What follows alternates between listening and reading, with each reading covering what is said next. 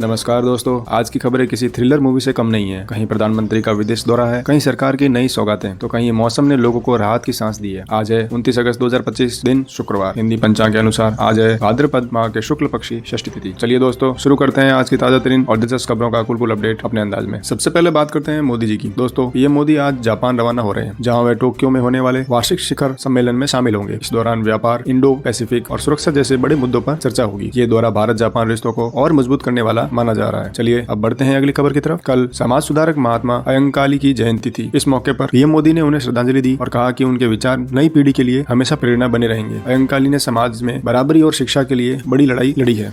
अब बात करते हैं हरियाणा की बड़ी सौगात की। हरियाणा सरकार ने महिलाओं के लिए एक नई योजना शुरू करने का ऐलान किया है। इसके तहत महिलाओं को हर महीने 2100 रुपए दिए जाएंगे और ये योजना 25 सितंबर से लागू होगी। सरकार का कहना है कि इससे लाखों महिलाओं को आर्थिक मदद मिलेगी। चलिए अब रुक करते हैं चुनाव आयोग की खबर के ओर। चुनाव आयोग ने सीपीआई के प्रतिनिधि मंडल से मुलाकात की। इस बैठक में चुनावी प्रक्रिया को पारदर्शी और भरोसेमंद बनाने पर चर्चा हुई। आयोग ने कहा है कि वह सभी राजनीतिक दलों से ऐसे संवाद करता रहेगा ताकि लोकतंत्र और मजबूत हो। ओडिशा की तरफ से भी एक अच्छी खबर आई है। कल प्रधानमंत्री मोदी और ओडिशा के मुख्यमंत्री ने नुआखाई पर्व पर देशवासियों को बधाई दी। ये त्योहार खासकर किसानों की मेहनत और नई फसल के सौगात से जुड़ा होता है। अब बात करते हैं हवाई सफर की। रिपोर्ट्स के मुताबिक भारत में घरेलू हवाई यात्री ट्रैफिक अगले वित्त वर्ष में 17 करोड़ से ज्यादा तक पहुंच सकता है। यानी आने वाले समय में लोग पहले से ज्यादा हवाई जहाज से सफर करेंगे। चलिए अब अगली खबर तकनीक और नौकरी से जुड़ी है। भारत में जीसीसी के सीनियर कर्मचारियों की सैलरी अब सालाना 58 से 60 लाख तक पहुंच गई है। खासकर आर्टिफिशियल इंटेलिजेंस और मशीन लर्निंग के क्षेत्र में नौकरियां तेजी से बढ़ रही है। अब बात करते हैं प्रधानमंत्री जनधन योजना की। दोस्तों, इस योजना को पूरे हो गए हैं 11 साल। इन सालों में 56 करोड़ से ज्यादा खाते खोले गए हैं और खास बात यह है कि इनमें महिलाओं की भागीदारी 56% तक पहुंच गई है। सच में ये योजना भारत के आर्थिक समावेशन की बड़ी तस्वीर पेश करती है। चलिए अब बढ़ते हैं अर्थव्यवस्था की खबर की तरफ। फिच सॉल्यूशन की रिपोर्ट आई है कि आने वाले जीएसटी सुधारों से टैरिफ का बोझ कम होगा और भारत दुनिया की सबसे तेजी से बढ़ती अर्थव्यवस्था बना रहेगा। दोस्तों, अब एक बड़ी घोषणा आयुर्वेद से जुड़ी हुई। भारत सरकार ने तय किया है कि अब हर साल 23 सितंबर को आयुर्वेद दिवस मनाया जाएगा। इससे पारंपरिक चिकित्सा और स्वास्थ्य पद्धति को बढ़ावा मिलेगा। अब चलते हैं आत्मनिर्भर भारत की उड़ान पर। भारत अब इलेक्ट्रिक और हाइब्रिड बैटरियों के क्षेत्र में तेजी से आगे बढ़ रहा है। कभी पूरी तरह आयात पर निर्भर रहने वाला देश अब बैटरियों का ग्लोबल एक्सपोर्टर बनने की तरफ कदम बढ़ा रहा है। अब एक मौसम का भी हाल सुन लेते हैं। जम्मू कश्मीर में लगातार बारिश और भूस्खलन के बाद आखिरकार 4 दिन बाद धूप निकली। लोगों ने राहत की सांस ली और सामान्य जीवन पटरी पर लौटने लगा। वहीं दिल्ली एनसीआर में पश्चिमी विक्षोभ की वजह से बारिश का सिलसिला अभी एक हफ्ते तक जारी रह सकता है। यानी राजधानी और आसपास के इलाकों में छाता और रेनकोट की जरूरत बनी रहेगी। चलिए अब बाजार की बात करते हैं। भारतीय शेयर बाजार कल गिरावट में खुला। सेंसेक्स और निफ्टी के साथ आईटी शेयर भी लाल निशान में रहे। इसकी बड़ी वजह टैरिफ से जुड़ी चिंताएं बताई जा रही है। देखते हैं अगली खबर। केंद्रीय कैबिनेट ने पीएम स्वनिधि योजना को मार्च 2030 तक बढ़ाने का फैसला किया है। इस योजना से छोटे दुकानदारों और रेहड़ी पटरी वालों को बड़ा सहारा मिलेगा। तो आखिरी खबर सुरक्षा से जुड़ी है। जम्मू कश्मीर के उरी सेक्टर में घुसपैठ की कोशिश को सेना ने नाकाम कर दिया है। इस दौरान 2 आतंकियों को ढेर कर दिया गया है। सेना ने साफ कहा है कि देश की सुरक्षा से कोई समझौता नहीं किया जाएगा। तो दोस्तों, ये थी आज की सबसे बड़ी और दिलचस्प खबरें। आपको ये वीडियो कैसा लगा कमेंट सेक्शन में जरूर बताएं। कल फिर मिलते हैं एक शॉर्ट अपडेट के साथ। तब तक के लिए जय हिंद, वंदे मातरम।